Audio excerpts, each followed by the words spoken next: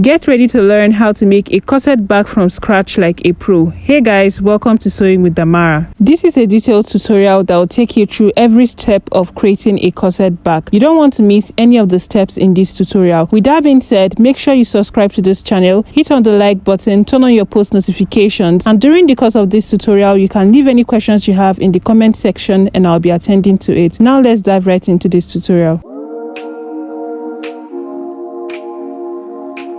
We will be drafting out the pattern on the pattern paper. Now I need you to note that we'll be concentrating just on the back of this blouse in this tutorial. If you'd like to know how to properly make a Queen Anne neckline bustier, the tutorial is already up on my channel. I'll be putting the link in the description box so you can check that out later. Now from the top of your pattern paper, come down by about 0.5 inch and rule a straight line across. This line is going to serve as your starting line, which will also serve as the shoulder line. From this point on the shoulder line, mark 3 inches for your neck width and come down by 1.5 inch for your neck depth.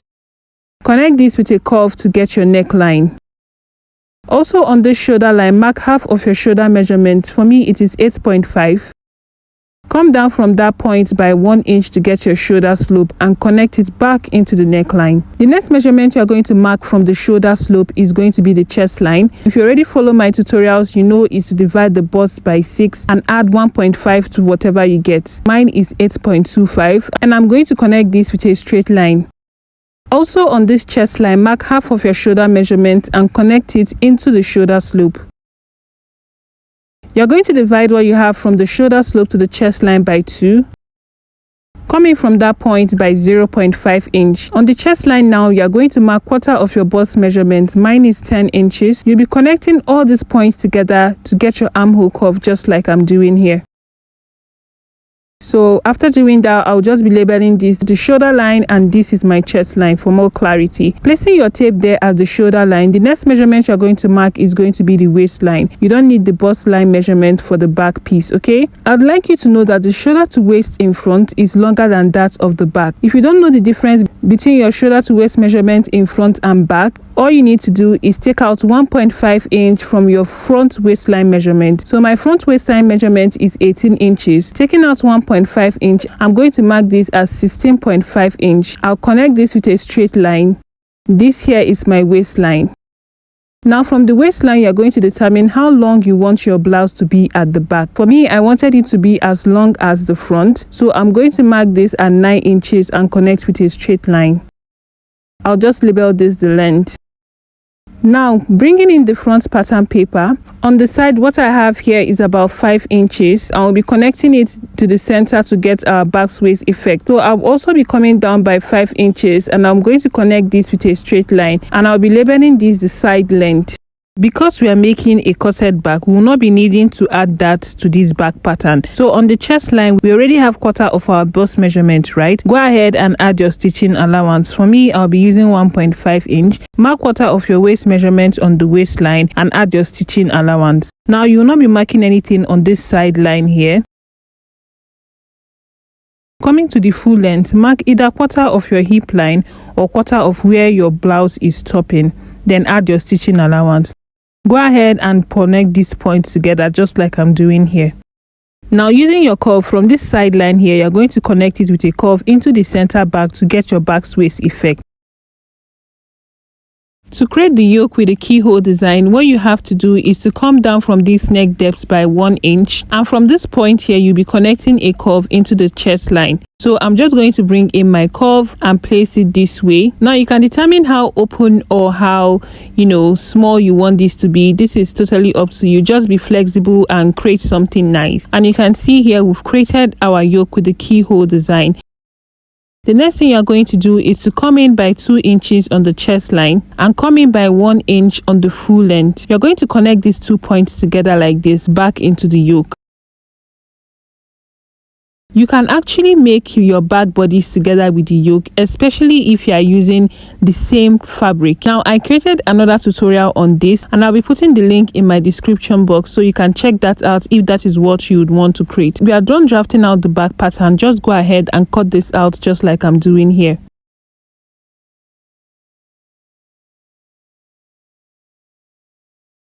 This is what your back pattern should look like. Before I cut out the yoke, I'm going to come down from this part by about 0.5 inch. And using my curve, I'm going to connect this back into the chest line like this. I'll just be connecting my yoke into this new line. I'll be cutting out this part, that's why I'm shading it. So go ahead and cut out your yoke. I'll just label this the back pattern and this the yoke. To cut this out, place your pattern paper on your fabric. Make sure that your fabric and your lining are on fold and pin it down. Cut this out, adding 0.5 inch only to the top of the pattern paper.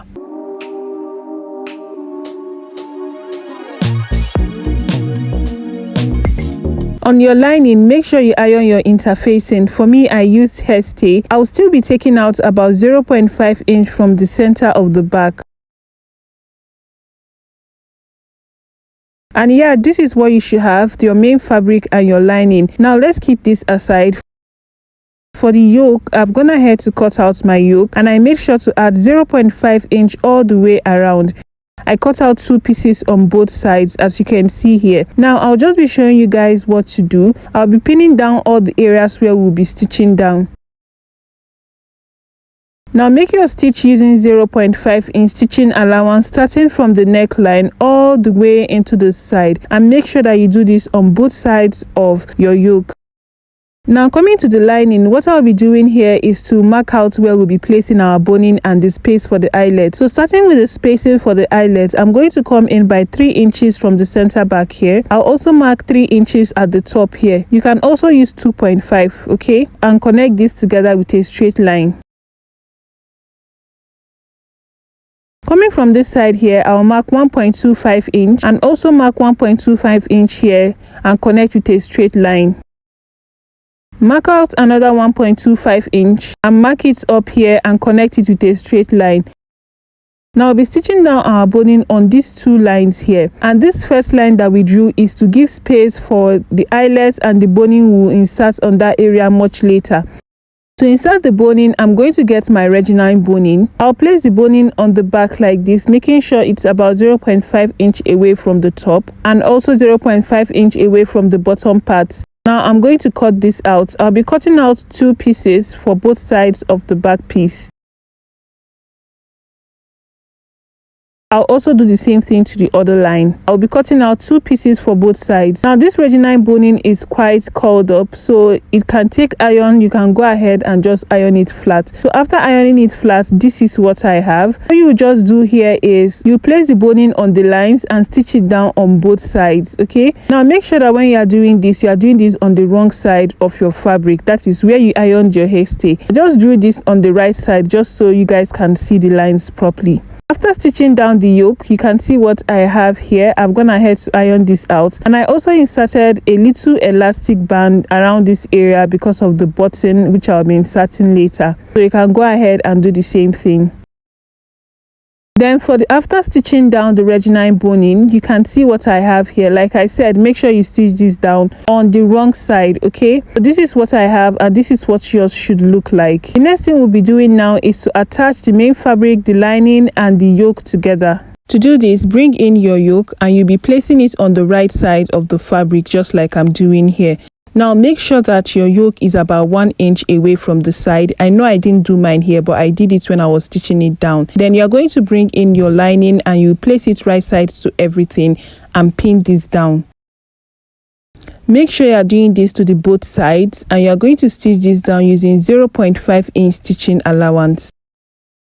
After stitching this down, you can see how beautiful it came out, and this is what it should look like on the wrong side. Now I also made sure to secure the main fabric and the lining together by just running a stitch at both sides, as you can see here. Like I said, give about 1 inch away before placing your yoke, just like you can see mine here, okay? Now that we are done with that, the next thing we are going to do here is to bring in the panel which we'll be using to create the eyelet. And here I have my panel. My panel is about 2 inches wide. Also make sure that your panel is way longer than what you have on your fabric.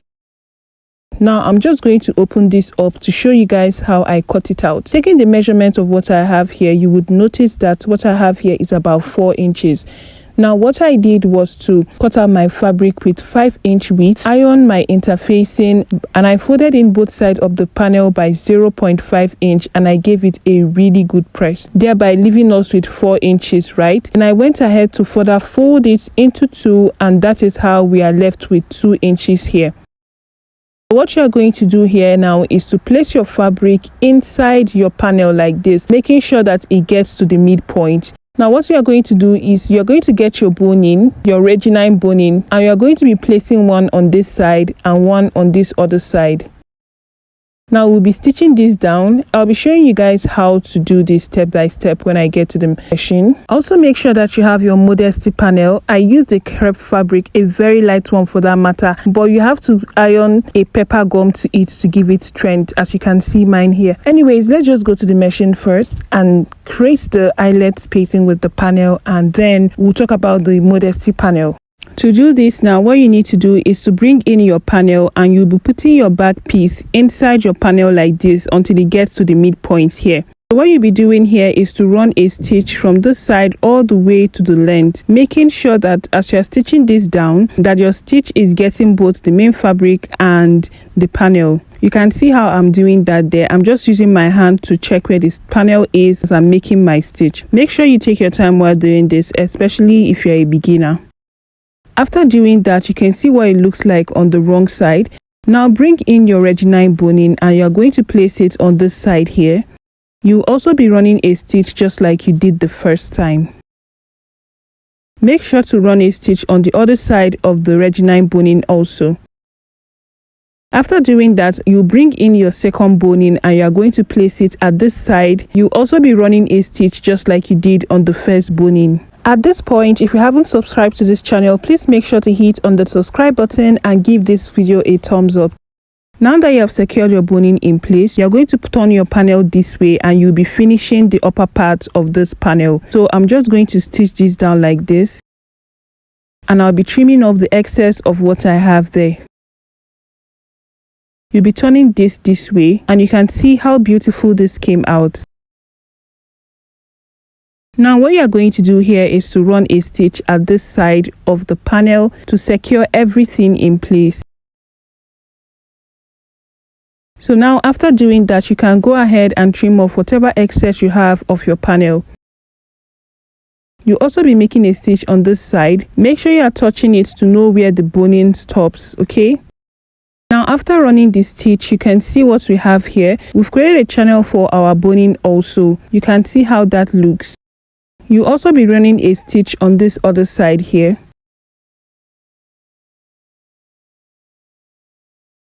So after doing that, you can see how beautiful this looks. If you don't understand this, you can go ahead and replay this again just so you understand. Now you'll notice here that we've created a channel on both sides of this eyelet spacing that we created. And on this channel, you can be inserting your plastic boning to give more structure to this side of the back piece. This will help to give this area a more structured and defined appearance. Now taking a good look at this, you can see how beautiful this looks. Now I'm going to go to my table to show you guys how it looks like. So I have my 2 back piece here. Now next thing you're going to do is to bring in your Modesty panel. Make sure that you cut out your Modesty panel on fold, and make sure to iron a pepper gum to your Modesty panel, a hard pepper gum just like mine here, to give it strength. So I'll be inserting the Modesty panel at the back here, preferably on the left side of your back piece. And because of how long my blouse is, I don't need my Modesty panel getting all the way to the length of my blouse. It's totally unnecessary. So I just made sure to give about 3.5 inch away from the bottom part. Now you also need to make sure that your Modesty panel is long enough to cover your back into the other side of the back piece. That is just it. There is no need for a particular measurement. Just make sure that it can cover your back into the other side of your back piece, and that is just it. So to insert the Modesty panel, I'll be going to my sewing machine to show you guys how we are going to do this. I know that there are lots and lots of methods of how to insert your Modesty panel, but this is an easy method that I always use, so I'll just be sharing this with you guys. So we'll be placing the Modesty panel on this side of the eyelets panel, right? But first of all, we'll go ahead and finish off the ends. Turn it to the wrong side like this. You'll be stitching down the upper and the lower part of the Modesty panel just like you see me doing here.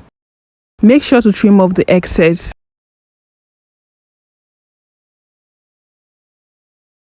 Now after doing that, you turn this over to the right side like this, and the next thing you are going to do here is to finish off this place like this. So fold it in just by about 0.25 inch and stitch it down. Now after stitching this down, this is what we have. I'm going to bring in my back piece, and what we are going to do here is to place it on this side of the eyelet panel. Make sure that you place this properly in such a way that it's going to look neat after you're done stitching it down, just like I'm doing my hair. So what I will just be doing here is to run a stitch to secure this Modesty panel in place. So you can see exactly how I'm doing that here. And that's just it, guys. You are done attaching your Modesty panel to your back piece. It's that easy, and you can see how it looks. Now after doing this, this is what we have here. Now at this point, this is where we went ahead to attach it to the front piece at the shoulders. For those of you that have seen my first tutorial, if you haven't seen that, the link is in the description box. Also, you can check in the comment section and you'll find it there. So you just attach it to the shoulders using 0.5 inch stitching allowance. And yeah, so the rest of how we attach the sleeve and every other thing is in the first tutorial. Now because I was in a hurry and it was getting late, I hurriedly went to the market and I inserted my eyelets because I don't have the eyelet machine here at home. For the eyelet spacing, I used 2.5 inches, as you can see here. The only part that is different is this part here that looks close. It was because the distance between this and the last eyelet were too much. I decided to just at least come down by about 1.5 inch here and just insert another eyelet so it doesn't look too funny. And yeah, that just it. This is how to make a corset back from start to finish. I hope this tutorial was really helpful. Please let me know in the comment section. Make sure to hit on the like button so that this tutorial can get to many other people just like it got to you. Hit on your post notification so you get notified whenever we post a new tutorial. I'll see you guys in my next tutorial.